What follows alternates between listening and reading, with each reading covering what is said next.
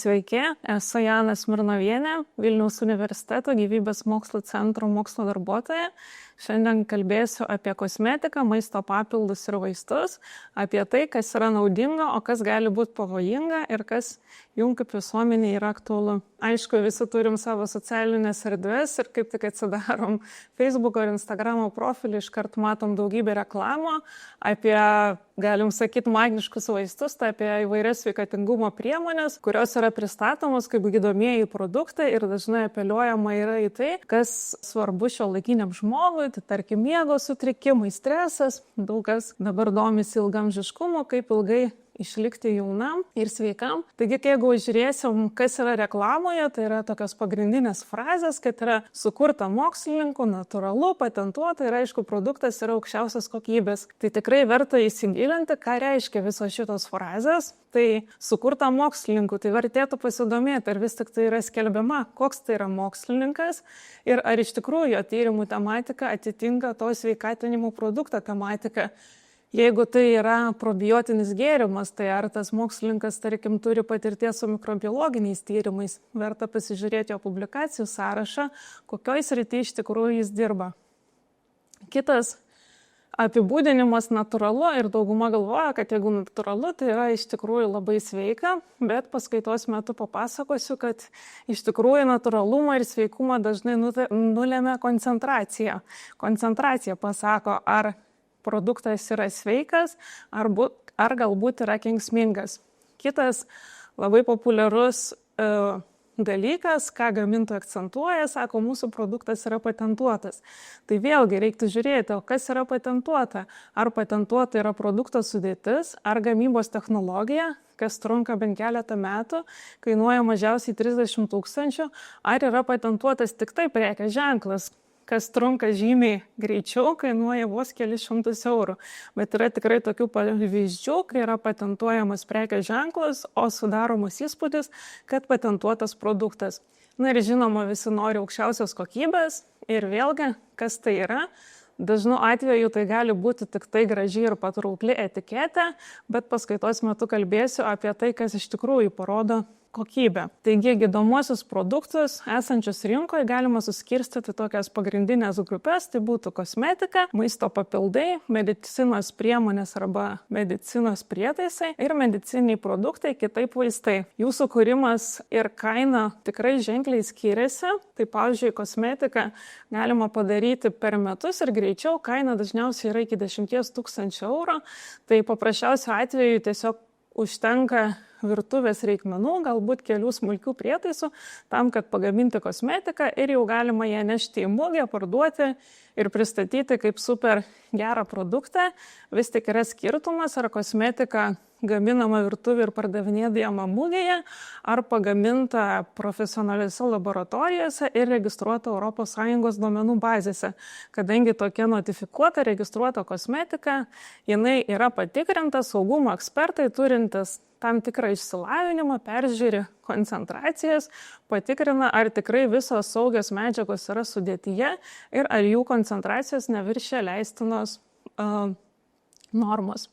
Kita labai aktuali gydomųjų, negydomųjų, tiesiog sveikatos priežiūros produktų rūšis yra maisto papildai. Tai vėlgi juos pagaminti yra pakankamai nesudėtinga, kaip yra pasirenkami ingredientai. Tai tiesiog žiūrima, kas yra rinkoje, kas yra saugu, tai yra įvairius mineralai, ekstraktai, vitaminai. Tai virtuvė, aišku, jau maisto papildų nepagaminsim.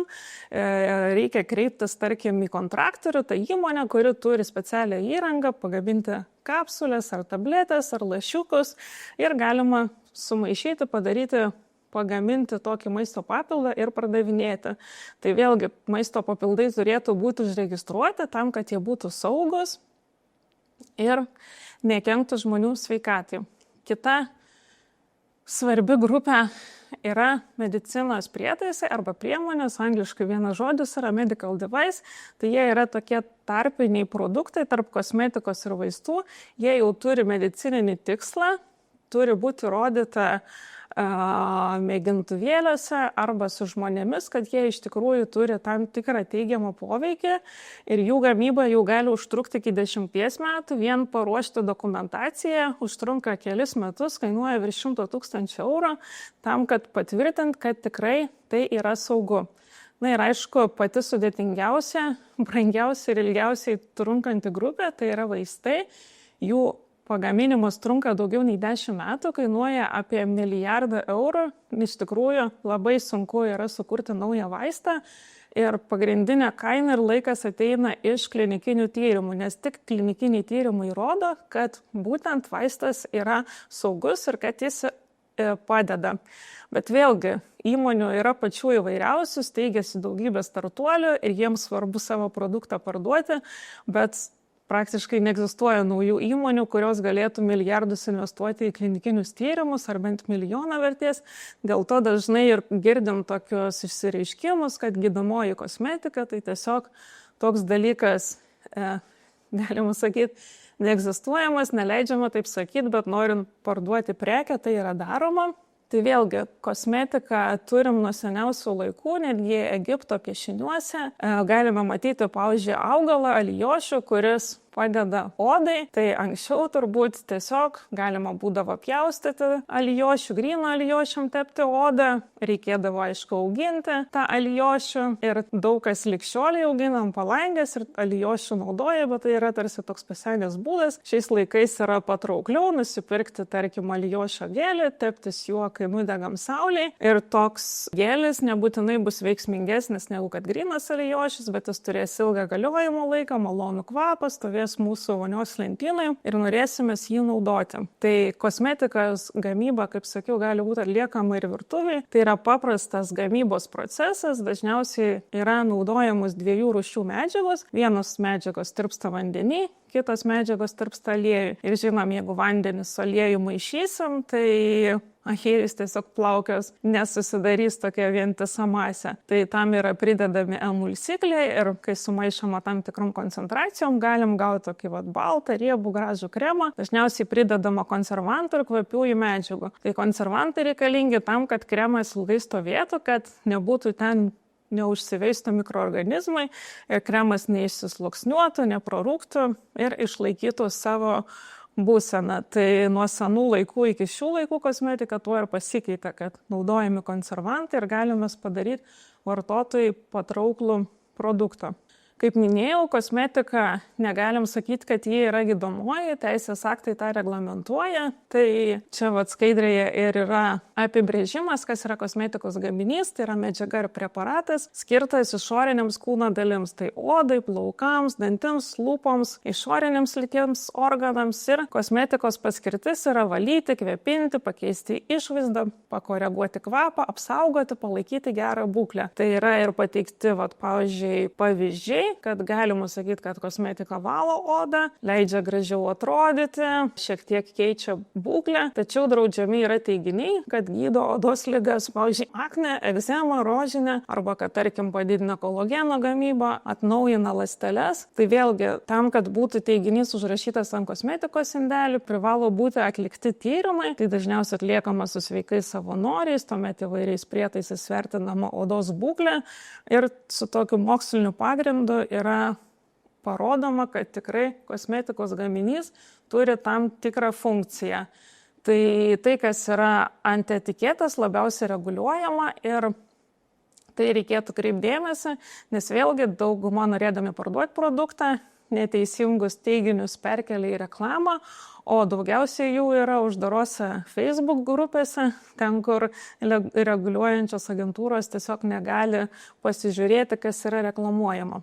Taip, toliau pereikim prie maisto papildų, tai yra sąrašas vitaminų, mineralinių medžiagų, tai su šiom medžiagom kaip ir viskas aišku, yra aiškios dozės, kiek jų galima naudoti. Jeigu trūksta šių medžiagų, gali pasireikšti kažkokie susirgimai, tai vėlgi reikėtų žiūrėti rekomenduojamas normas ir neviršyti, kadangi vitaminų per didelis vartojimas, vadinama vitaminozė, taip pat gali turėti stiprių šalutinių poveikių, gali sutrikti rega, pasireikšti virškinimo sutrikimai, nervų sistemos sistemos sutrikimai, tai reiktų naudoti tokią dozę, kokia yra nurodyta, ir taip pat šiems vitaminams yra žinomi teiginiai, tarkim vitaminas A, tai ant visų maisto papildų su vitamino A pakuotės ir matysit, kad tarkim vitaminas A padeda palaikyti imuninės sistemos būklę. Tai kiekviena iš šių medžiagų turi savo teiginį, savo leidžiamą dozę. Kiek sudėtingesnis sritis yra ekstraktai, tai dažniausiai matysit, kad kai sudėtyje yra ekstraktai, tai nėra nurodyta rekomenduojama dozė. Ir kodėl taip yra? Todėl, kad augaluose yra labai daug įvairiausių medžiagų. Pavyzdžiui, čia parodyta, kokie junginiai yra žaliosios arbatos ekstrakte. Būtent čia yra išskirta pagal tai, kokie junginiai prisideda prie skonio, tarkim kartaus, umami arba sutraukiančio. Tai pagal tai, kokiam regione auga augalas, ar jis auga prieš saulę, ar jis auga kalno papėdį, tų aktyvių medžiagų kiekis gali šiek tiek varijuoti. Kai turim, tarkim, 10 skirtingų ekstraktų, tai kiekviename šiek tiek varijuos jame esantis junginiai, bet aišku, didžiausiais kiekiais bus tam tikri. Tai žaliosios arbatos atveju, pavyzdžiui, kofeinas, tianinas, katechinai. Ir su augalais yra toks įdomus dalykas, kad yra jau nemažai tyrimų padaryta su skirtingais augalais, kad kai vartojamas visas augalas, tai jo tam tikri junginiai turi sinergistinį poveikį ir jis yra naudingesnis, negu būtų naudojama tik išgryninta medžiaga.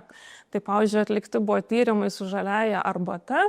Žinoma, kad jinai turi termogeninių savybių, tai reiškia, kad naudojant kūnas išskiria šilumą ir taip tarsi deginama energija ir žmogus gali lieknėti.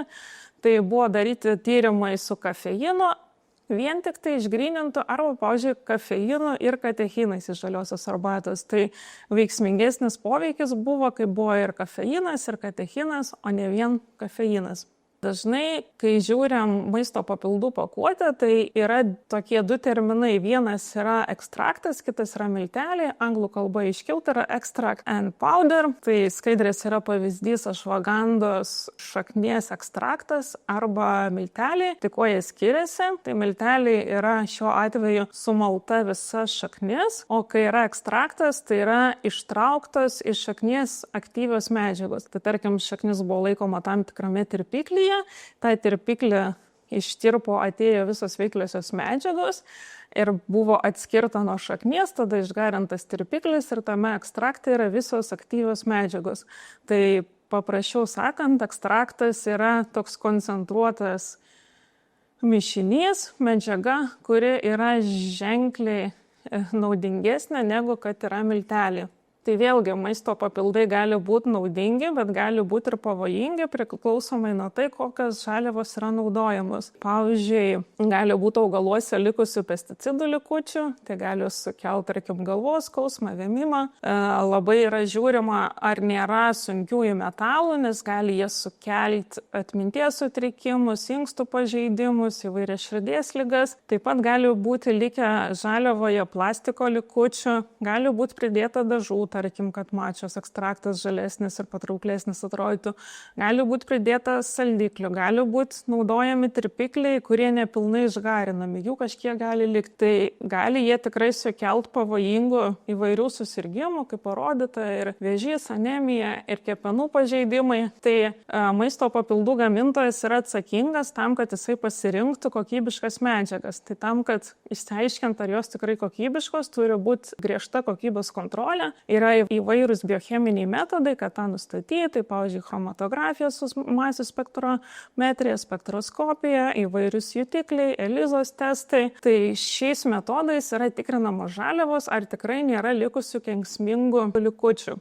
Maisto papildų gali būti įvairios formuluotės, vėlgi kaip kosmetikos atveju žiūrima, ar medžiagos tirpsta riebaluose, ar tirpsta vandenyje, pagal tai daromos ir maisto papildų formuluotės. Tai, pavyzdžiui, žinom, kad vitaminas D gerai tirpsta aliejuje, tai dažniausiai ir turim vitamino D kapsulės. Jeigu yra miltelinė forma kažkokių tai medžiagų, tai turim tabletės, dažnai jos dengiamos yra sintetiniais arba natūraliais dažais, kad, tarkim, būtų violetinės ar žalios, patrauklios žmonėms. Gali būti įvairūs sirupai, jeigu žmonės turi įrijimo problemų, bijo ryti, kad neužspringtų, tai naudoti, mieliau rinksis sirupą, kuris yra skanus. Labai populiarūs yra guminukai, žmonės nori juos kramtyti. Aišku, reikia turėti omeny, kad juose būna daug cukraus arba sakoma, kad nėra cukraus, bet yra saldiklių, kurie galbūt net dar labiau kenkia negu cukrus. Tai gaunam veikliąją medžiagą, bet gaunam ir papildomų priedų, kurie galbūt nėra reikalingi. Taip pat yra gan populiarios ir kapsulės arba milteliai. Tai miltelius dažniausiai daro todėl, kad negali sudėti didelio kiekio į kapsulę. Jeigu kapsulės turbūt nepadarysim didesnės negu tam 0,5 gramo, nes jinai bus didelė, ją bus sunku nuryti, tai galim nusipirkti maisto papildą miltelių pavidale ir vartoti. Bet vėlgi dažnai yra toks mitas, kad kuo daugiau mes naudosim, kuo daugiau aktyvių medžiagų, kuo didesnėm koncentracijom, tuo bus geriau. Bet vėlgi yra rekomendacijos, kad nenaudoti mišiny daugiau kaip 5 skirtingų medžiagų, kurios panašiai veikia. Tarkim, jeigu naudojam 5 augalinius ekstraktus ir žinom, kad jie veikia smegenų veiklą, tai jie vienas su kitu gali sąveikauti ir vietoj pagerėjusio darbingumo gali kaip tik atsirasti atminties sutrikimai.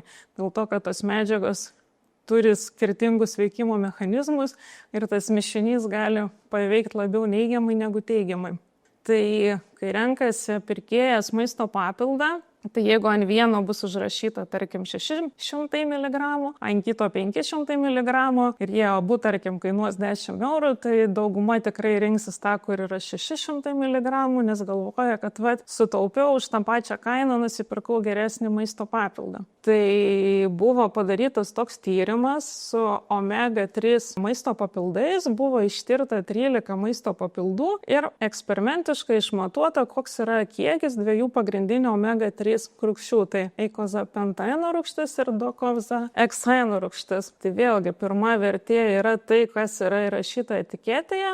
Tamsiai mėlynas stulpelis, žydras stulpelis rodo, kaip yra išmatavus eksperimentiškai laboratorija. Žali stulpeliai rodo kitą rūgštį, tai vėlgi tamsus yra etiketės vertė, šviesus yra eksperimentinė vertė. Ir tarkim, pirmo maisto papildo atveju tai buvo tikrai geras atitikimas, tai kaip rašo etiketėje, tiek ir yra tų rūgščių sudėtyje. Bet, pavyzdžiui, jeigu atkreipsim dėmesį 8 maisto papildą, tai ką gamintojas etiketėje sako, turime 700 mg vienos rūgšties ir 400 kitos, bet kai buvo atlikti eksperimentai, tai paaiškėjo, kad labiau nei per pusę iš tikrųjų nėra tų rūgščių taip, kaip nurodyta. Tai tiesiog suklaidintas šiuo atveju yra vartotojas. Tai kaip gamina tos maisto papildus, tai gamintojas tiesiog renkasi žaliavas. Vieni renkasi gamintojus, tarkim, iš Europos, kiti iš Kinijos, bet žinoma, kad kiniškos žaliavos yra gerokai pigesnės, 3 kartus ir daugiau. Tai tų žaliavų tiekėjai pateikia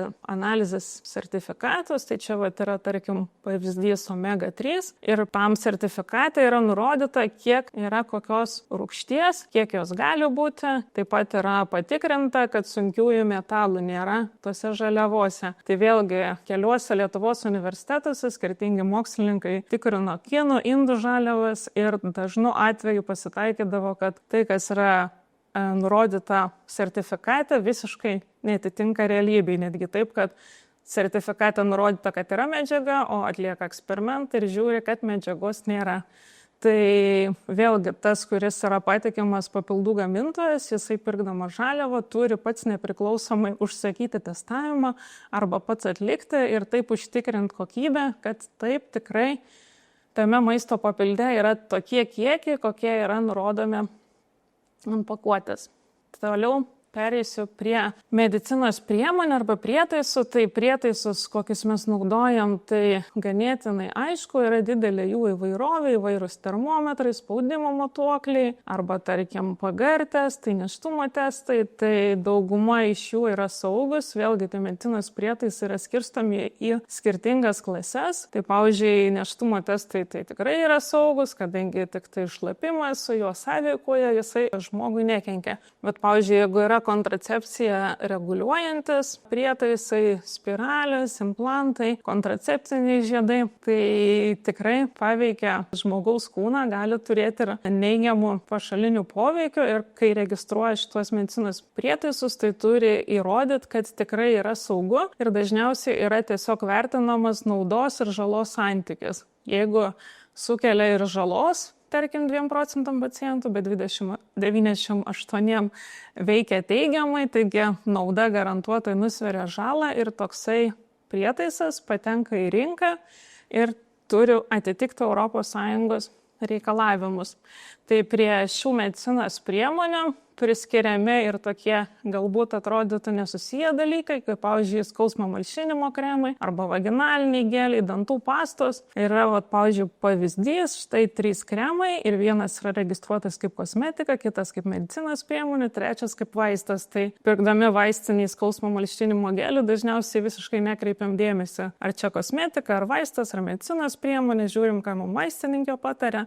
Ar reklamą girdėjom, ar draugai pasakė, tai jeigu padeda žmogui, tai viskas tvarkoj, tačiau vis tiek skiriasi jų sudėtinės medžiagos, koncentracijos, aktyvumas, vaisto atveju atlikti klinikiniai tyrimai ir medicinos priemonė greičiausiai bus efektyvesnė negu kosmetika, vaistas bus veiksmingesnis negu medicinos priemonė. Tai kaip atskirti medicinos prietaisus, tai jų tiesiog yra kitokia etiketė negu kad būtų kosmetikos. Tai yra MT ženkliukas su pavadinimu medicinos prietaisų, yra partijos numeriai, yra pagaminimo data ir pagrindinis yra CE ženkliukas. Tai CE ženkliukas rodo, kad priemonė užregistruota yra Europoje ir kad tikrai atitinka saugumo reikalavimus ir tikrai ilgas labai ir sudėtingas kelias yra, kad užregistruoti ir produktai gauti tą CE ženkliuką.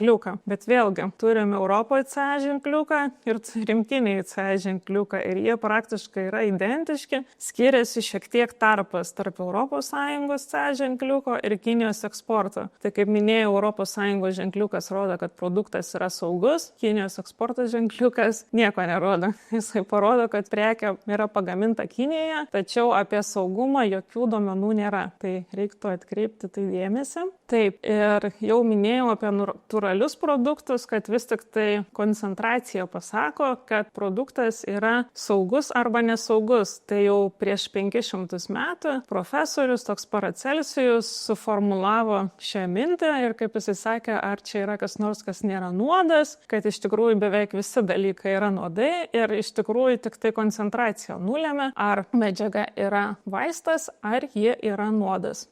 Tai moksle naudojama yra tokia LD50 vertė, lethal dose. Tai ji parodo, kad atlikus eksperimentą pusė tyriamųjų numirė. Žiūrim grafiką, Y ašyje kiek yra numirusių, X ašyje kokia yra dozė. Tai kai yra maža dozė, tai beveik nieks nemiršta. Kai didinam dozę, pasiekiam LD50 reikšmę. Tai tarkim buvo atlikta tyrimai su 100 pelių ir reiškia LD50, kad 50 pelių numirė, kitos 50 išgyveno, bet jeigu labai uždidinsim dozę, tai galiausiai gali ir 100 pelių numirti. Tai kiekvienas organizmas yra individualus ir jam ta dozė, kada jisai ar blogai pasijaus, ar numirs, gali skirtis. Tai yra tokių pavyzdžių. Pavyzdžiui, apie kavą, kava pavojinga ar ne, tai paskaičiuota, kad kofeino dozė mirtina yra 5 gramai. Tai jeigu ekspreso puodelyje yra 64 mg kofeino, tai išgėrus 78 puodelius ekspreso kavos, ko gero jau mūsų nebebūtų gyvųjų tarpe. Tada yra kitas pavyzdys apie vakcinas, kad COVID pandemijos metu daug žmonių domėjosi, kokios yra sudėtinės dalis ir yra jose cheminių medžiagų ir galbūt yra jos kenksmingos. Tai pavyzdžiui, formaldehidas tokia medžiaga, tai kriaušėje, kuri yra 200 gramų dydžio, yra 12 000 mikrogramų formaldehido, o vakcinos turi 100 mikrogramų, tai yra 0,83% formaldehido kiekio, kuris yra vienoje kriaušėje. Tai toks pavyzdys rodo, kad toks kiekis formaldehido yra saugus. Ir aišku, kai atliko tyrimus su vakcinom, tai net vaikų kraujyje stebėjo, ar vakcina nepakelia to formaldehido kiekio,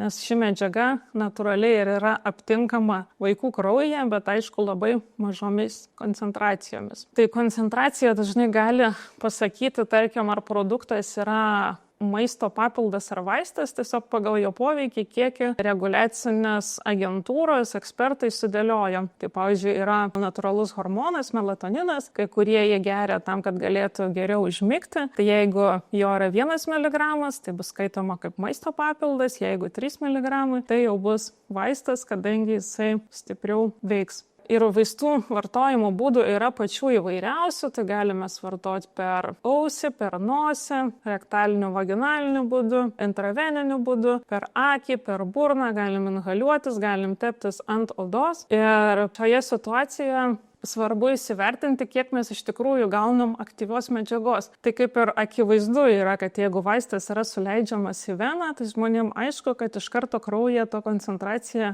vaisto yra didelė, jis iš karto efektyviai, greitai veikia. Tai iš tikrųjų tas būdas yra efektyvesnis, negu kad vartojam per burną, bet vėlgi yra keli būdai, kurios mažiau žinom, tai tarkim rektalinis vaginalinis būdas, tai vėlgi kas atsiranda šiuose kūno ertmėse, tai yra labai greit absorbuojama į kūną, tai ypač aktualu moteriam, jeigu ten tamponuose yra sunkiųjų metalų, kas buvo neseniai nustatyta mokslinio tyrimų metu, tai šios medžiagos, sunkieji metalai labai greit absorbuojasi į kraują ir gali pakenkti.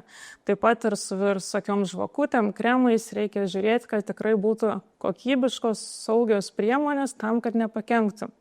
Ir kitas būdas yra taip pat labai pavojingas, tai yra inhaliacijos, tai ką mes įkvėpiam, tai vėlgi koncentracija kraujyje labai būna didelė. Tai vat yra net toksai grafikas, parodantis vaisto kiekį kraujyje, tai vat jeigu intraveniniu būdu į veną suleistas vaistas, tai jo koncentracija iškart yra didelė. Jeigu suleidžiama į raumenį, vat raudona kreivė, tai pradžiai būna maža ir vat po kokių 5 valandų pasiekia savo didžiausią koncentraciją kraujyje, na ir tuomet išsivalo iš organizmo, tarkim per šlapimą, arba kai kurios medžiagos būna skyla ir iškvėpdami orą iškvėpiam šias medžiagas, ir yra per burną irgi vaisto patekimo būdas, tai jisai, toks galim sakyti, silpnesnis, kad vat po 6 valandų kraujyje atsiranda didžiausias kiekis ir tarkim po 2 parų išsivalo. Tai kai kuriami vaistai, tai labai žiūri šituos grafikus, kad vaistas patekęs į organizmą per tam tikrą laiką pasiektų aukštą koncentraciją, kad mes ir poveikį pajaustume, tarkim, kad sumažėtų skausmas, bet tai svarbu, kad jisai išeitų iš organizmo, tarkim, per parą. Kad jeigu per greit arba per lėtai išeis, tai bus neoptimalus jo veikimas. Tai kodėl miniu tas inhaliacijas? Todėl, kad labai opi problema šiuo metu yra elektroninės cigaretės. Tai kai jas pradėjo pardavinėti, tai buvo išpopuliarinta, kad jos yra saugesnė cigarečių alternatyva ir kad tarsi sveika yra jas naudoti, įkvėpti, bet iš tikrųjų apie 60 metų truko išsiaiškinti cigarečių kenksmingas poveikis, tai dabar manoma, kad ir 60 metų ko gero užtruks išsiaiškinti elektroninių cigarečių komponentų poveikį. Tai pagrindinės sudėtis elektroninių cigarečių skysčio dažniausiai yra įvairius kvapikliai, nikotinas, prie kurio priprantama, saldiklis ir tirpiklis, kad jame ištirptų medžiagos. Tai nors ir draudžiama naudoti saldiklius, skonio medžiagas, bet vis tiek dažnai ištrinama ta informacija iš etiketės, bet sudėtyje paliekama, o pavojus tame, kad nieks neatliko klinikinių tyrimų, kaip iš tikrųjų veikia tos medžiagos, kurios suteikia malonų skonį, malonų kvapą. Yra naudojamas pagrindiniai 2 tirpikliai, tai propilenglykolis ir augalinis glicerolis, ir tarsi žinoma, kad jos nėra labai saugios, irgi išsiskiria formaldehidas kaip vakcinose, tik šiuo atveju didesnė koncentracija, kuri yra, nes nėra saugi žmogaus organizmui. Tai kai kurie pardavėjai sako, mes nenaudojam šitų medžiagų, mes tarkim naudojam tokį MCT aliejų, bet kai pradedi gilintis, ieškoti literatūros, tai tų tyrimų dar nieks neatliko su alternatyviais kitais tirpikliais. Jeigu ta, kuri naudojam, bent žinom, kokių šalutinių poveikių tikėtis, tai kai yra nauja medžiaga, nežinom, ko tikėtis. Tai su to MCT aliejum jau gydytojai pamatė, kad aliejus nusėda ant plaučių ir sukelia labai liūdnas pasekmes, tiesiog baisios pneumonijos pasireiškia. Tai tikrai reiktų būti atsargiem ir vengti įkvepiamų medžiagų naudojimo.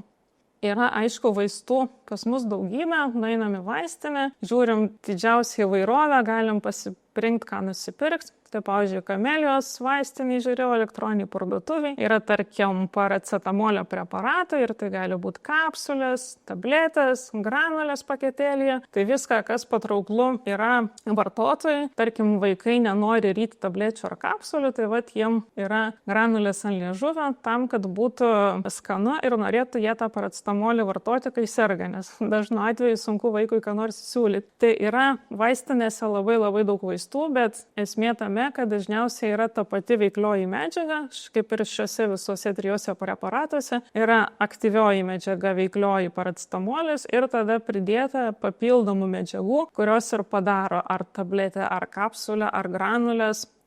Bet jeigu mes pasižiūrėsim grafiką, kiek buvo patvirtinta visiškai naujų vaistų, visiškai naujų molekulių visam pasauliu, tai FDA, tai Maisto ir vaistų administracija, Jungtinių Amerikos valstijų, pagrindinė agentūra, kuri tvirtina vaistus Amerikoje, tai jie vat ir yra tokie pateikę grafiką, tai matom vat tiek 20-21 ir vat per paskutinį 5 metį iš tikrųjų naujų visiškai vaistinių molekulių buvo sukurta tik tai apie 50. Tai vaistų turim atrodo tūkstančiais, bet naują visiškai medžiagą sukurti, kuri skirtųsi nuo kitų, yra beprotiškai sunku.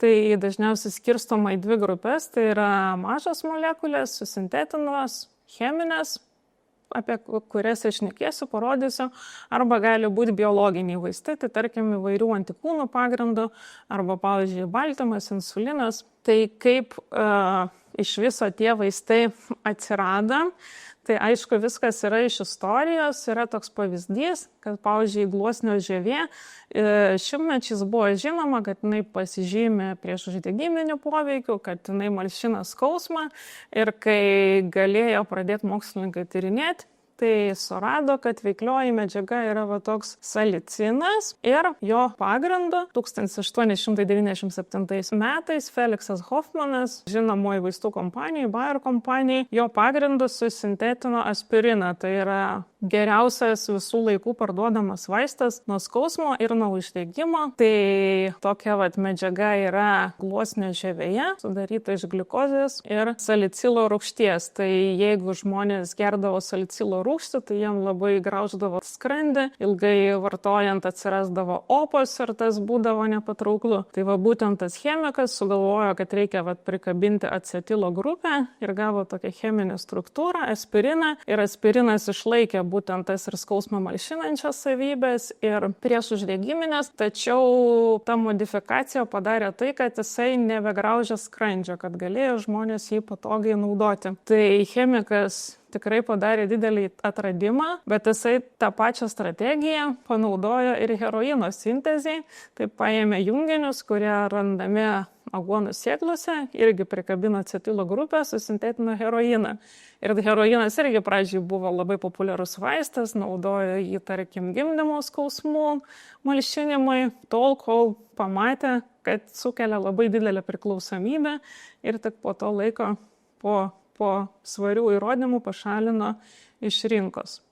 Anksčiau būdavo lengviau sukurti vaistus, tarkim, kad ir aspirino atveju, tiesiog chemikas galėjo nunešti draugui dantistui, kad pabandytų ant paciento, ar veikia ar neveikia ta molekulė. Su aspirinu pamatė, kad malšina skausmą, jau buvo daug tokių atvejų, kad chemikai sintetina junginius, patys pabando, jeigu jiem gerai veikia, nuneša draugam medikam, jie skiria pacientam ir sėkmės atveju pacientai pasveiksta, turim naujus vaistus. Tačiau šiais laikais nieks taip nebežaidžia, kadangi buvo daug liūdnų atvejų, apie kuriuos dar papasakosiu. Šiais laikais vaisto sukūrimas yra labai ilgas, trunka virš 10-15 metų, kainuoja virš milijardo eurų ir daroma visi žingsniai, kad tik tai apsaugot pacientus, kad jisai būtų saugus. Tai įprastai yra susintetinama apie 10 000 junginių, tai idėja, tarkim, atsiranda nuo kažkokio junginio, kuris yra augale ir tuomet cheminiais būdais visai jis yra pakeičiamas ir statistiškai iš 10 000 junginių tik vienas tampa vaistu, tai turi pereiti daugybę etapų. Pradžioje atliekami tyrimai mėgintuvėliuose, atrenkami perspektyviausi junginiai, kurie, tarkim, geriausiai veikia su baltymais augalais, apie ką pasakosiu. Tuomet yra pereinama prie tyrimų su gyvūnais, su pelėmis. Jeigu pelėse teigiamas poveikis, tada reikia dar 2 gyvūnų, tarkim šuns ir beždžionės, tam, kad vaistas pereitų į klinikinius tyrimus. Klinikiniai tyrimai taip pat turi daug stadijų. Pirmiausia, dalyvauja mažai žmonių, jiems skiriama vaisto dozė ir tiesiog pirminis būna etapas pasitikrinto kokia saugi dozė, kokie gali toleruoti žmonės. Tarkim, nustatoma, kad toleruoti gali 1 gramą vaistą. Jeigu tai yra tinkama dozė, tuomet pereina prie daugiau žmonių. Antroji stadijoje pasirenkami pacientai, kurie serga ir kurie yra sveiki. Ir tada vieniems skiria placebą, kitiems skiria vaistą, bet nieks nežino, ką jie gauna, ar placebą ar vaistą. Taip pat ir gydantis, prižiūrintis gydytojai irgi nežino, ar skiria placebą ar vaistą. Tai tam yra taip daroma, kad psichologiniai poveikiai neturėtų įtakos. Ir tuomet, jeigu matome, kad vaistas yra veiksmingas, tai pereinama prie dar didesnių žmonių grupių, tam, kad išsiaiškint, ar tikrai vaistas padeda ir vėlgi žiūrima, kad nauda nusvertų žalą, kad didžiai daliai žmonių padėtų. Ir kai išsiaiškinama, kad tikrai vaistas yra saugus, tada yra tvirtinama. Amerikoje mano minėtas FDA, Europoje yra Europos vaistų agentūra, tai apie 1 metų jie tikrina visus dokumentus tam, kad galėtų išleisti rinką vaistą ir kai išleidžia į rinką, vis tiek dar yra žiūrimas saugumas. Nes jeigu, tarkim, klinikiniuose tyrimuose daugiausiai dalyvavo 100 000 žmonių ir vienam iš 100 000 pasireiškia kažkoks stiprus pašalinis poveikis, tai dažniausiai jo neužregistruoja, nepamato, vis tiek leidžia vaistą į rinką. Bet vėlgi buvo Merko kompanijos atvejis, kai buvo vaistas nuo artrito, visam pasauliu pardavinėjamas, milijardinės pajamos, visi džiaugiasi, bet su laiku pamatė, kad labai retais atvejais pasireiškia širdies sutrikimai ir turėjo Merko kompanija priimti sprendimą, kad vis dėlto vaistą reikia išimti iš rinkos dėl to, kad keletui žmonių gali ir pakenkti.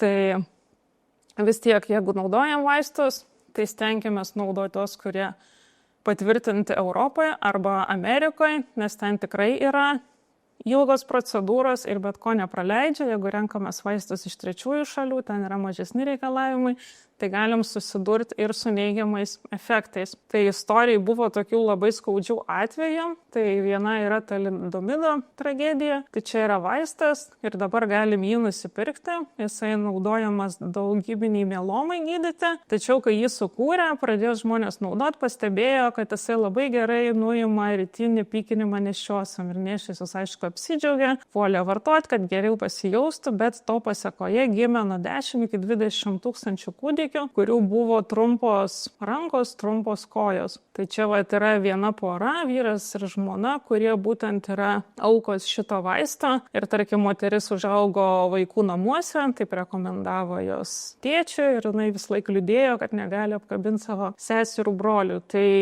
vėlgi žiaurus labai atvejis, kai paskubėjo tą vaistą išleisti rinką, o paskui daugybė žmonių nukentėjo. Buvo ir daugiau tokių atvejų, tarkim, sulfanilamido eleksyro atveju. Tai buvo toks vaistas prontosilas, pastebėta, kad gyvuose organizmuose skyla į sulfonamidą, veikia antibakteriškai, tai karo metais naudojo žaizdoms gydyti. Ir irgi vienoj kompanijai chemikas sugalvojo, kad padarysiu aš antibakterinį vaistą, tokį eliksyrą. Tai jisai įdėjo šią veiklią medžiagą, įdėjo aviečio aromatą ir dėja įdėjo toksiško tirpiklio. Tai irgi nuo šio eliksyro numirė 100 žmonių ir bėda buvo, kad buvo pasirinktas toksiškas tirpiklis. Tai dėl to, kad buvo istorijoje labai daug tokių neigiamų atvejų, tai ir griežtėjo vaistų sukūrimo taisyklės, paleidimo į rinką taisyklės tam, kad apsaugot žmonės. Tai vaistus vis tiek bandoma kurti ir dabar remiamasi tokiu racionaliu vaistų kūrimo. Tai bendras modelis yra spinosi rakto, tai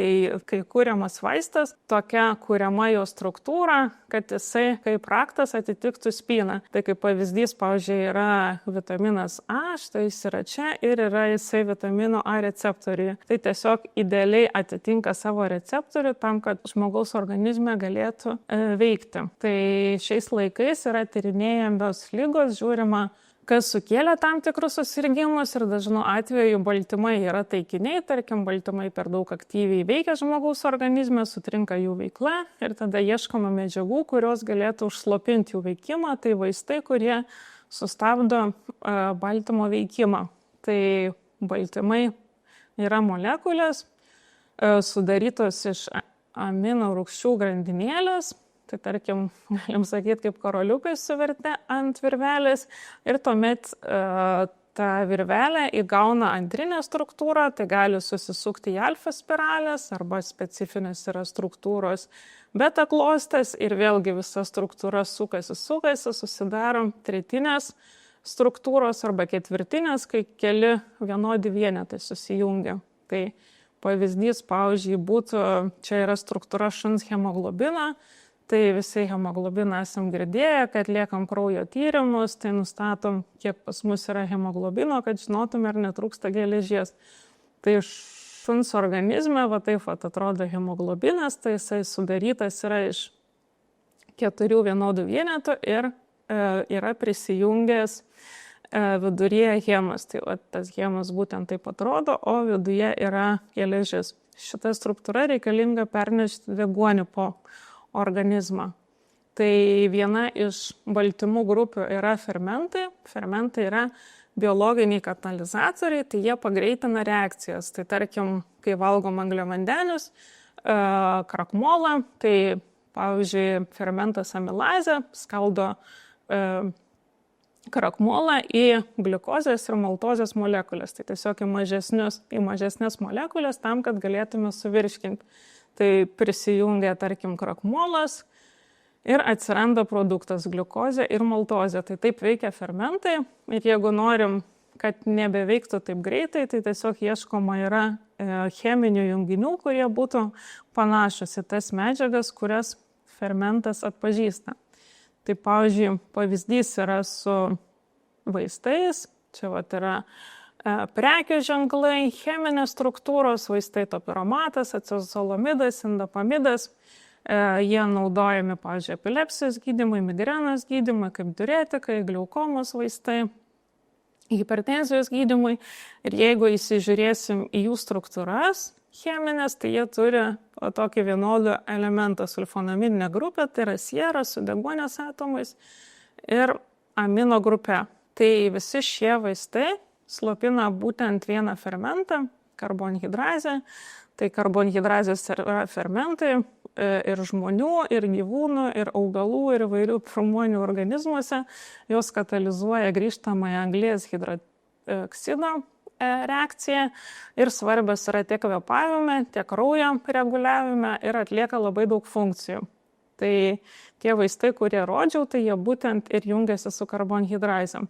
Vėlgi, tokių vaistų rinkoje yra apie 30, bet jie ir padeda ir turi šaltinį poveikį. O kodėl taip yra? Todėl, kad ląstelėje yra 12 skirtingų izoformų, kai kurios yra mitochondrijose, kai kurios citozolėje, kai kurios prisitvirtinusios iš išorės ir kiekviena siejama su skirtinga liga. Pavyzdžiui, 9 karbonhidrazė dabar labai tyrinėjama kaip priešvėžinis taikinys, nes jinai aptinkama išskirtinai tik vėžiniuose augliuose, jinai užrūgština vėžio aplinką ir tai progresuoja vėžys.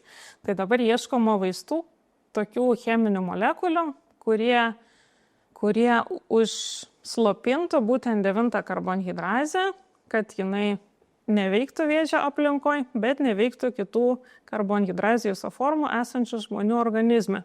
Tai tą padaryti pakankamai sunku, surasti tokį raktą, kad jisai rakintų tik 9 karbonhidrazės spyną. Tai esam darę laboratorijai tyrimus su šitais junginiais, tai man nurodyti vaistai, tai jie tiesiog stipriai sąveikauja su visomis izoformomis, dėl to jie ir gydo, bet ir sukelia pašalinius poveikius. Tai jie gali sąveikauti ir su panašiais baltymais, bet gali sąveikauti ir su daugybė baltymų žmogaus organizme. Tai pakankamai sunku surasti tokią cheminę molekulę, kad jinai tikslingai veikia tik ten, kur reikia, tačiau neveikia kitų taikinių žmogaus organizme. Tai, kaip minėjau, anksčiau galima buvo darydavo ant žmonių, tikrindavo, dabar visi vengia tikrinti naujų molekulių ant žmonių, o tikrinama yra ant fermentų. Tai Pavyzdžiui, karbonhidrazių atveju senesniais laikais galėdavo jas išskirti iš kraujo arba iš seilių, bet tas būdas nėra labai patrauklus, ilgas ir sudėtingas. Tai dabar biotechnologijos leidžia bakterijose pagaminti baltymą tokį patį, koks jis yra žmogaus organizme ir atlikti su juo tyrimus. Tai supaprastintas toksai yra būdas, kad į bakterijas yra įterpiamas DNR molekulė, kurioje yra užkoduota baltymo seka. Tuomet dauginamos yra bakterijos, kad prigamintų norimą baltymą. Bakterijos yra suardomos ir visas jų turinys leidžiamas per chromatografijos kolonėlę, tam, kad išgryninti tik tai mūsų norimą baltymą. Tai, pavyzdžiui, yra kolonėlės viduje burbulėliai, tai pradžiai leidžiam vienom sąlygom eksperimentiniam, kad mus dominantis baltymas prisijungtų prie kolonėlio, o viskas, ko nereikia, iš bakterijų praeitų pro kolonėlę, išeitų, tarkim, tos, vadinamos šiukšlės, ko nereikia, ir paskui pakeitus sąlygas būtų galima, kaip sakoma, atplauti, pasirinkti tą fermentą, kurio reikia ir kad galima būtų atlikti su juo mokslinius tyrimus. Tai kaip ir buvo tuo LD50 atveju, miršta, tarkim, 50 peliukai skiriamos kažkokią tai dozę, tai fermentų baltymų sistemose galioja ta pati sistema. Tai turim, tarkim, fermentą, kuris yra 100% aktyvus, pažymėtas mėlynais burbulais. Ir kai mes vis didinam vaisto kandidatą, dažnai vadinamo inhibitorius, tai slopiklio lietuviškai, slopinančio fermento veiklą, tai tas fermentas užsislopina, praranda savo funkciją ir didinam koncentraciją, kol jisai visiškai tampa nebeaktyvus, visiškai nebeveikia. Tai dažnai yra naudojama tokia IC50 vertė, kuri parodo, kad su ta koncentracija buvo užslopinta 50 molekulių. Ir vėl, tuomet galim lyginti vaistus kandidatus, skirtingas cheminės molekulės tarpusavį pagal šią reikšmę ir kuo jinai mažesnė, kuo mažesnės koncentracijos cheminio junginio reikia, tuo jisai yra manoma, kad bus geresnis kandidatas. Tai laboratorijoje yra daugybė būdų, kaip tas cheminės reakcijas sekti. Tai su šiuo fermentu, kadangi jisai cheminės reakcijos metu sudaro protonus, rūgštėja tirpalas, kaip minėjau, ir gyvam organizme vėžio atveju užsirūgština vėžio aplinka, tai galim tokią reakciją sekti su indikatoriais. Indikatoriai yra medžiagos, kurios nuo pH keičia spalvą. Tai pasiremdami šito modeliu galim tiesiog stebėti cheminės reakcijos, kai keičiasi spalva, ir mes galim žiūrėti, kokiu greičiu vyksta reakcija. Kitas metodas, pavyzdžiui, yra galime stebėti baltymų stabilumą. Tai kaip, pavyzdžiui, jeigu virtuvėje kepam kiaušinį ant keptuvės, tai šiek tiek palaukus keptuvė kaista, kiaušinis pasidaro baltas, tai kiaušinėje esantis baltymai denatūruoja, tarkim, lizocimas prie 70 laipsnių, ir mes tą galim stebėti gyvai virtuvėje. Laboratorijai turim tikslius prietaisus, kai mes galim vėlgi kaitinti mūsų norimus baltymus, pridėti medžiagų, kurios fluorescuoja, šviečia tam tikrose sąlygose, ir galim tą stebėti, ir laboratorijoje mes irgi galim nustatyti tiksliai, kada mūsų tie baltymai išsilydė. Ir kai pridedam cheminių medžiagų, tai vėl galim žiūrėti, ar greičiau, ar lėčiau, prie kokios temperatūros išsilydė ar neišsilydė baltymai, ir galim nustatyti parametrus. Tai minėjau IC50 vertę, dar yra tokia jungimosi konstanta. Tai vėl esmė ta pati, kad yra mūsų baltymas, kuris ir turi prisijungimo vietą, prie jo gali prisijungti įvairios molekulės, gali susidaryti įvairūs ryšiai, ir per įvairius modelius mes nustatom, kokios koncentracijos reikia to cheminio junginio ar vadinamo vaisto kandidatą, kad jisai sąveikautų su baltymu. Tai dar vienas metodas taikomas, gan populiarus, yra izoterminė titravimo kalorimetrija, kuris matuoja šilumos pokyčius. Tai tarkim, žmogus suvalgo maistą, jaučia, kad jam pasidaro šilta, išsiskiria šiluma. Vyksta įvairios cheminės reakcijos, tai šiuolaikiniai prietaisai leidžia nustatyti net mažus labai šilumos pokyčius, kai jungiasi vaistas kandidatas su baltymu. Tai žinom visokių termodinamikos dėsnių, daug kas girdėjom, kad energija iš niekur neatsiranda ir niekur nedingsta, kad jinai pereina iš vienos būsenos į kitą. Arba žinom iš gyvenimo, kad tarkim, jeigu yra pripūstas balionas ir nebus užrištas, tai balionas visada išsileis. Taip nebūna, kad savaime balionas prisipūstų, jeigu mes jo nepučiam. Tai yra termodinamikos dėsniai, kurie visur galioja, tai tie patys galioja ir vaistų kūrime, ir būtent su metodais izoterminė titravimo kalorimetrija galime tą stebėti. Tai Kai kuriami vaistai, tai žiūrima, kas vyksta baltymo viduje. Tai tarkim yra molekulė vaistas, jinai gali visaip sukiotis erdvėje ir yra tarkim baltymas. Tai jisai turi savo visokias šoninės amino grupės, bet jisai turi ertmę, kurioje gali prisijungti junginys, bet kol junginio nėra, tai ten išsirikioja palei kraštą vandens molekulės įvairiais sluoksniais. Ir kai vyksta susijungimas, vaistas kandidatas jungiasi prie baltymo, tai tos molekulės vandens turi pasitraukti ir persigrupuoti. Tai vyksta įvairios reakcijos ir turime suprasti, o kaipgi tai viskas vyksta, kaip ten persigrupuoja, tam, kad galėtume žiūrėti mūsų kuriami vaistai ar geresni, ar prastesni, ar verta toliau juos vystyti. Tai galim mes netiesioginiais būdais stebėti, bet galim ir tiesiogiai. Tai yra metodas kristalografija, galim mes nustatyti struktūrą, pavyzdžiui, čia irgi yra žmogaus karbonhidrazė, štai taip atrodo baltymas žmogaus organizme ir atrodo viduryje prisijungęs vaistas kandidatas. Ir galim išsididinti, kaip jisai atrodo ir kaip jisai sąveikuoja su šoninėmis baltymo amino rūgštimis. Ir kai matom tokį, kaip galim sakyti, Lego statinį, tai galim matyti tuščias erdves, kur dar nėra užpildyta, kaip tą mūsų raktą reikia dar patobulinti, kaip sudėti į spyną ar į Lego statinį tam, kad vaistas būtų efektyvesnis. Tai kai kurių struktūrų baltymų nustatymui reikėjo 20 metų, kai kurie Nobelio premijas už tai laimėjo, tačiau mokslas juda į priekį ir štai 2024 metais chemijos srityje Nobelio premija buvo paskirta mokslininkams už kompiuterinį modeliavimą, už tai, kad jie sukūrė AlphaFold įrangę, kuris leidžia nustatyti baltymo struktūrą kompiuteriniais metodais ir paveikslėlėje, tarkim, yra palyginta eksperimentinė struktūra ir kompiuterinė struktūra ir iš tikrųjų yra labai didelis atitikimas. Aišku, ne 100%, bet vis tiek mokslininkam tai labai padeda ir labai didelis proveržis, kad galima tą padaryti. Bet vėlgi, kodėl pavyko sukurti tą įrankį? Dėl to, kad mokslininkai daug metų dirbo, galim sakyti, iš kristalino padarė daug tų kristalinių struktūrų ir kėlė į vieną duomenų bazę, Protein Database, Protein Structure Database, ir kai yra duomenų bazė, kurioje yra daugybė baltymų, 200 000 baltymų struktūrų, tai yra labai gera bazė, ant ko gali mokytis dirbtinis intelektas. Ir kadangi buvo labai daug struktūrų, virš 200 000, dirbtinis intelektas galėjo tobulinti savo modelius ir taip ištobulinti, kad dabar jau galima kompiuteriniais metodais nustatyti baltymo struktūrą. Tai su vaistų kūrimu dėja dar taip gerai to pasiekti negalim. Visi labai laukia, kada mes čia kompiuteriniais metodais jau kursim vaistus, kada jau nereiks nei tų pelių kankinti, nei tiem žmonėm klinikiniuose tyrimuose dalyvauti. Tai dėja liūdna situacija, kad to dar reikės tikrai palaukti.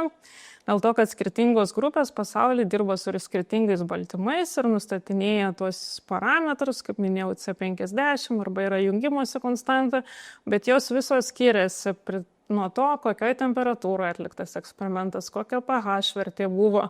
Tai labai daug yra susijusių reakcijų, kurias reikia eliminuoti tam, kad nustatytų, koks buvo iš tikrasis jungimasis. Ir dabar tiesiog yra daug duomenų, bet jie yra išbarstyti per visą pasaulį, per daugybę publikacijų, atlikti eksperimentai skirtingom sąlygom, baltymų yra tūkstančiais ir tiesiog nėra būdo dabar ant ko mokyti dirbtinį intelektą. Galima mokinti ant mažų duomenų, bet dažnu atveju tiesiog būna neteisingi rezultatai. Tai mes Gyvybės mokslų centre kūrėm tokią Protein Ligand Binding Database, tai yra duomenų bazė, tai ką mes patys darom, kokius pagaminam baltymus, kokias kristalinės struktūras sukūrėm, kokiais metodais išmatavom jungimosi parametrus, tam, kad būtų viskas vienoje vietoje ir kad būtų pagrindas, ant ko būtų galima mokyti dirbtinį intelektą ir taip pereiti prie vaistų kūrimo dirbtinio intelekto įrankiais. Tai mano pasakoti tyrimai buvo apie tai, kas atliekama mėgintuvėliuose ir kai turim mėgintuvėlį atlikę daug eksperimentų, nustatę įvairius parametrus, galim atsirinkti, tarkim, iš 1000 junginių 10 junginius, kuriuos verta vystyti toliau. Tai, pavyzdžiui, tuomet yra pereinama prie biologinių sistemų, tai gali būti zebražuvių lervos, gali būti, tarkim, varliuko kiaušialąstes, gali būti žmogaus vėžinės ląstelės ir taip palaipsniui yra lipama aukštyn. Jeigu, tarkim, teigiami rezultatai su vėžiniam ląstelėm, tik tada pereinama į peles. Tai šiuose žingsniuose gali būti geri rezultatai ir kai einam į pelę, yra gyvas organizmas, tai gali kardinaliai viskas keistis ir gali veikti pelytei, bet gali ir neveikti. Tai kai daromi tyrimai su pelėm, tai galima dirbtinai pelei įsodinti auglį ir tada skirti cheminį junginį ir tiesiog matuoti, ar tas auglys mažėja ar didėja. Tai čia jeigu būtų geriamas vaistas, bet galima panaudoti ir vėžio diagnostikai. Irgi cheminius junginius. Tai pavyzdžiui, kai operacijų metu chirurgas pjauna auglį, tai jisai negali atskirti, kur yra vėžinės ląstelės, o kur yra normalios ląstelės.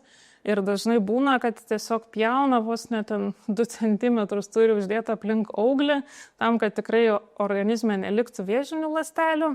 Tačiau pacientas labai nukenčia, kadangi praranda daug audinio. Gali jam tada audinį paimti nuo kitos kūno vietos. Tiesiog yra daug keblumų ir ieškoma dabar būdo, kaip pažymėti vėžinės ląsteles, kad operacijos metu būtų galima tiksliai pašalinti tik vėžinės. Tai Gyvybės mokslų centre pas mus atlikti tyrimai tokie su peliukais. Tai buvo sukurtas per 10-metį cheminis junginys, kuris labai stipriai jungiasi su karbonhidraze 9, to fermentu, kuris išskirtinai yra tik vėžio aplinkoje. Tai toks junginys panaudotas kaip nešiklis, prie jo pridėtas yra toksai jungtukas ir tada pridėtas dažas infraraudonoji spinduliuotė šviečiantis. Ir kai toks yra visas konjugatas, tai parodyta, kad pelytei būtent jisai ir nukeliauja. Ateina būtent į vėžinę aplinką ir šviečia. Ir apšvietus pelytę galime matyti, kad būtent čia yra auglys ir galima jį šalinti. Tai su pelėm atliekama daug tyrimų, tik tai prieš porą metų pradėta labai žiūrėti į tai, kad su kuo atliekami tyrimai, ar su moteriškom pelytėm, ar su vyriškom. Ir būdavo visą laiką toks nusistatymas, tokia vyrauja nuomonė, kad štai pas moteris tai hormonai labai šokinėja. Kad su moteriškom pelytėm tai negalim daryti tyrimų, nes hormonų bus audros ir negausimės rezultatą. Tai dėl to imdavo vyriškos lyties peliukus, tarsi su jais viskas aišku ir galim daryti tyrimus. Bet buvo atlikti tyrimai ne taip seniai, kad iš tikrųjų, kai suleidžia pateles į narvelę ir jas ten laiko ir matuoja hormonų kiekį, tai jeigu yra grupė moteriškos lyties patelių, tai pas jas hormonų lygis yra normalus. Pas visus vienodas, nieks neįsišoka. Bet jeigu analogiškas eksperimentas, kad narvelėje yra grupė vyriškos lyties peliukų, tai pamatė tendenciją, kad visada atsiranda alfa patinas, pas kurį hormonų kiekis yra ženkliai didesnis negu kitose pelytėse. Tai tie tyrimai įpareigojo, kad vis dėlto būtų atliekami tyrimai ir su moteriškos, ir su vyriškos lyties peliukais. Nes dažnai, tarkim, tam tikrom ligom, pavyzdžiui, moterim, jos dažniau, jeigu serga depresija, turi potrauminį streso sutrikimą, tai jeigu mes kūrėm vaistą moterims, bet naudojam vyriškos lyties peliukus, tai aišku, kad tas rezultatas neigiamas yra. Jeigu darom vaistą, išleidžiam ten 700 milijonų ir galutiniai stadijai matom, kad neveikia, vis dėlto tai labai gaila to prarasto laiko ir investuotų pinigų. Tai tyrimai su pelėm svarbus, bet nėra esminiai. Ir vėlgi tas vaistų kūrimas ilgas, sudėtingas, atrodo žinoma apie saugumą, bet kai kurie žmonės vis tiek linkę ieškoti alternatyvų, serga vėžiu ir, kaip sako, mūsų apgaudinėja farmacinės kompanijos ir ieško, kas galėtų jiem padėti ir labai dažnai nukenčia patikėdami netikromis istorijomis. Tai buvo nesena istorija, irgi 5-mečio fenbendazolo skandalas. Tai šis vyriškis, Tojo Džipans, jisai lankėsi pas veterinarą ir jam patarė, kad žiūrėk, vat yra vaistas nuo kirmėlių, vat mokslinė literatūra įrodo, kad jis labai gerai vėžinės ląsteles veikia, sako, tu pats pabandyk pagerti, ten jam liko gal 3 mėnesiai gyventi, neturi ko prarasti ir jisai pradėjo sveikti. Ir pradėjo sveikti, pradėjo dalinti savo istoriją YouTube kanaluose, paskui televizijos laidose ir taip užsisuko ta istorija, kad vis YouTube žmonės dalinasi, kad jam tarsi padeda nuo vėžio šitas vaistas, kuris yra naudojamas šunims nuo kirmėlių. Tai iš tikrųjų paskui buvo atlikti tyrimai, kad pakankamai didelę dozę žmogus gali pakelt, bet kita vertus ten prasidėjo istorija Amerikoje, tada Korėjoje, gydytojai pradėjo matyti, kad pacientai kreipiasi į ligoninę dėl to, kad jiems šalutiniai poveikiai pasireiškia, nes jie naudoja šitą vaistą nuo kirmėlių. O istorija apie tai, kad iš tikrųjų šitas vyras, jisai tuo pačiu ir gulėjo ligoniniai, priiminėjo eksperimentinę imunoterapiją vėžio gydymui ir panašu, kad jis pasveiko būtent nuo tos imunoterapijos, bet jisai taip paskleidė savo istoriją, kad vis tik to jisai pagijo nuo vaisto, kuris naudojamas šuns nuo kirmėlių.